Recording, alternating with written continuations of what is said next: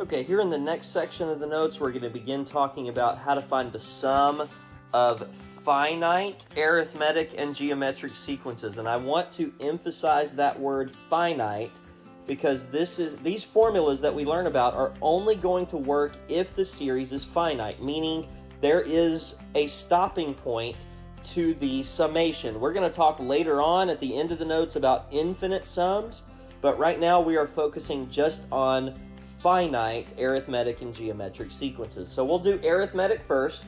There are two formulas for finite arithmetic sums. There is one if you know the last term and one if you do not know the last term. And you do not need to memorize these. I'm going to type up a formula sheet that you're going to be allowed to use on quizzes and tests that involve sequences in series. So don't worry about memorizing them. You just need to know how to use them in order to find these sums. Okay, here in example A, I just gave you a really easy one because I just wanted to demonstrate how these formulas actually do work. And so, because this is so easy, you actually wouldn't need to use a formula. Now, I would still want to see you utilize the formula here, even though this is so easy. But let's just say that we didn't use the formula. We just added those numbers by hand or in a calculator. What we would get is 75. And so let's just show that these formulas actually do work. And so the first question is it arithmetic or geometric? And that answer is kind of obvious because we haven't talked about a finite geometric sum just yet, so clearly it's going to be arithmetic. But once we start mixing all of these together, you're going to have to get good at recognizing when it's arithmetic versus when it's geometric. And so you can see here that this is arithmetic. It has a common difference of 3. There is a first term of 5, and there is a last term, in this particular case, of 20. And you can clearly see, doesn't take a lot of effort there to see that there are 6 terms. And so because I know the last term, I know that I'm going to use this particular formula. N divided by 2 multiplied by A1 plus AN, where N is the number of terms. So this right here represents the number of terms. A sub 1 is the first term, and A sub n is the last term. And so here we go, plugging in. S sub 6 terms is going to equal to 6 divided by 2 multiplied by A sub 1, which is 5, plus the last term, which is 20.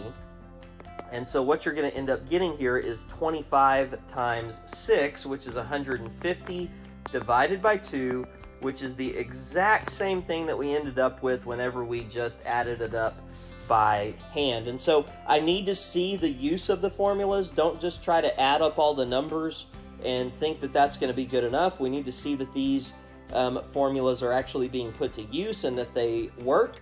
And so once again, the reason I used that formula in this particular case is because the series was arithmetic and I knew the last term. And so that's what led me to using this formula.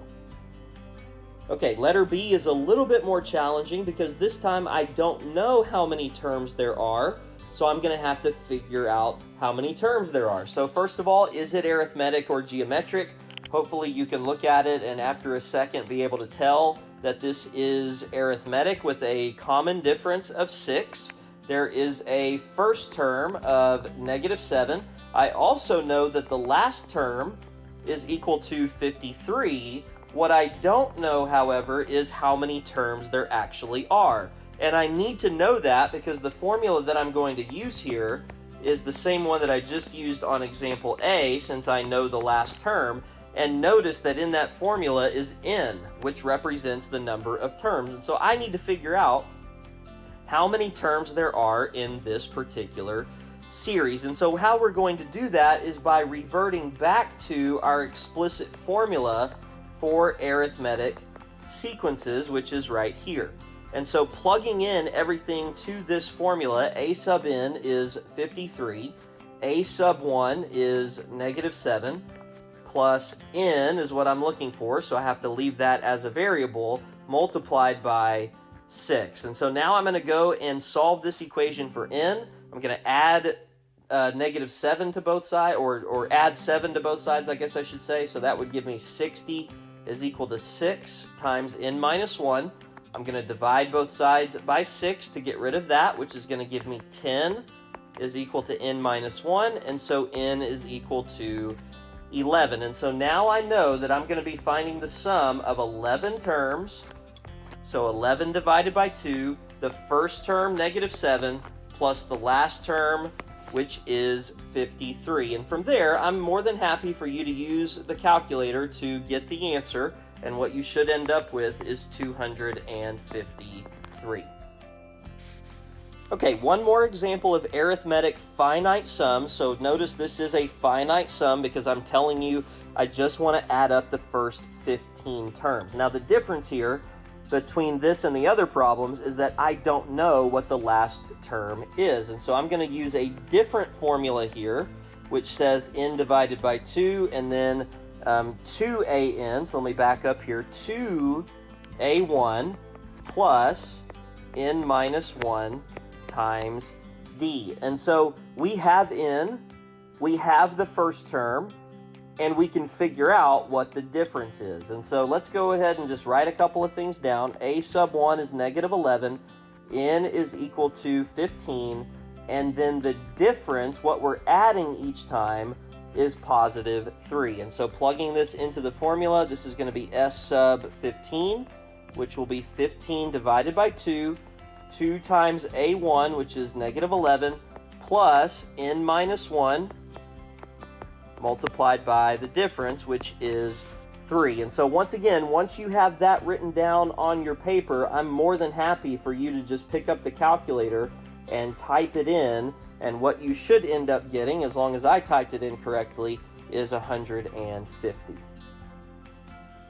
Okay, here in letter B, we're going to talk about finite geometric sums, and so here again is your formula. It involves the first term a1, it involves the ratio r, and the number of terms n. And this may also be a formula that you do not have to memorize. I will give it to you for this particular class. Now, number 1, we've got a geometric series here. Notice that the ratio is equal to 3, since we're multiplying by 3 every single time. And so the first thing I want to do is figure out how many terms are in this particular series. And so the way I'm going to do that is once again using the formula for a geometric sequence, which is right here.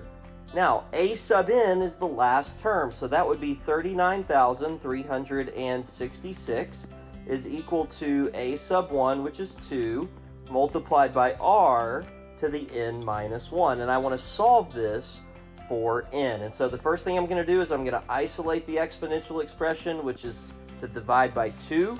When I do that, I'm going to get 19,683, and that's going to equal to 3 to the n minus 1. Now at this point you have a couple of options. You can use logarithms to solve this equation by taking the natural log of both sides, moving the n minus 1 into the front, and doing all of those things. Or you can just figure out what power of 3 is 19,683. And it turns out that after some guessing and checking, 3 to the 9th is 19,683. And so this is going to become 9 is equal to n minus 1, which means that n is equal to 10. And so now I'm ready to figure out what the sum of the first 10 terms here is. And so this is going to be a sub 1, which is 2, 1 minus my ratio raised to the 10th divided by 1 minus my ratio. And I would not suggest doing any simplifying here. Just plug this into the calculator using the fraction button exactly the way that you see it, and what you're going to end up with if you do it correctly is 59,048. Okay, number 2, once again, we don't know how many terms are in this particular sum, and so we're going to have to figure that out first by starting from our explicit geometric sequence formula. And so a sub n is going to be 4 negative 1/3 to the 10th, and that's going to equal to 4 times negative 1/3 to the n minus 1. And so this actually becomes pretty easy right off the bat, because you can see The 4s are going to cancel out, so you can just go ahead and get rid of those. And now the bases are the same, and so therefore we just automatically sort of get that 10 is equal to n minus 1, and so therefore n is equal to 11. And so s sub 11, the sum of the first 11 terms here, is going to equal to the first term, which is 4, multiplied by 1 minus the ratio raised to the 11th power, divided by 1 minus the ratio, which is negative 1/3. And so again, I'm not going to do any simplifying of this. Just type it into the calculator exactly the way that you see it, and you're going to get a number that is very, very, very close to 3. It's not exactly 3, but at least to 4 decimal places, I believe it is accurate to 3. And so I'm just going to basically illustrate that by putting the first 4 decimal places.